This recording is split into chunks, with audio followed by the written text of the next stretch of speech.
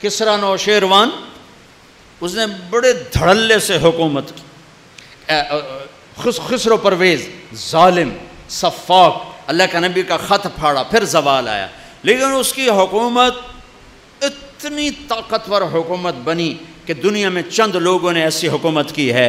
उसके पीछे क्या था? वो कमबख्त सखी बहुत था, सखी था। सखावत ने उसके झंडे लहरा दिए, जुल्म सितम के पहाड़ तोड़े।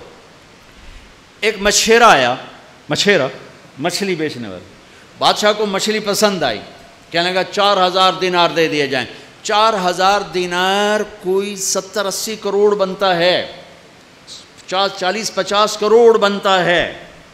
तो उसकी बेगम शीरी, जिसके नाम से फरहाद मशहूर है, फर्जी कहानी है, उस शीरी ने कहा आपने एक मछली वाले को 4000 दे दिया, कल को आप किसी जर्नैल को 4000 दोगे तो वो कहेगा वो तो मछली वाले को 4000 दिया तो मेरी तो कोई कदर ना हुई। वो कहने लगे मैं दे चुका हूँ, मैं वापस नहीं लूँगा। कहा मैं आपको तरीका बताती हूँ। अभी उसके कान में कह रही, आप उसे कहो कि ये मछली नर है या मादा। अगर वो कहा ये नर है तो आप कहना हमें मादा चाहिए थी, मछली वापस करो। अगर वो कहा ये मादा है तो आप कहना हमें नर चाहिए था, मछली वापस लो, हमें हमारे पैसे दो। अब वो जो अल्लाह से नहीं डरता बीवी से डरता है, तो उसने कहा भाई बुलाओ बुलाओ।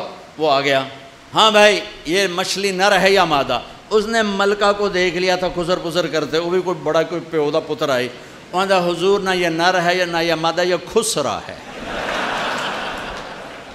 उसने कहा इसको 4000 और दे दो। मलका को तो चढ़ा गुस्सा। अब वो कागज नहीं था, सिक्का जा रहा, एक सिक्का गिर गया, एक सिक्का गिर गया, तो उसने वो भी उठा लिया। तो मलका को तो तब चढ़ी थी, कहने कि कितना ये कमबख्त हरीस है कि 8000 लेके जा रहा है, इसकी 7 पुश्तें नहीं ख़त्म कर सकती, और एक सिक्का गिरा वो भी नहीं छोड़ा, ये बहुत नाकदरा है, इसे सारा वापस ले लो। बादशाह ने फिर उसे वापस बुलाया, कहा भाई ये एक सिक्का जो गिर गया था तो क्यों उठाया? कहा हुजूर इस पे आपके नाम की मोहर थी, किसी का पाँव आ जाता तो बेअदबी होती, मैंने इसलिए उठाया। उनका 4000 और दे दो। भाइयों तुम सब मुसलमान बैठे हो, सखी बनो बखील ना बनो, सखी बनो बखील ना बनो।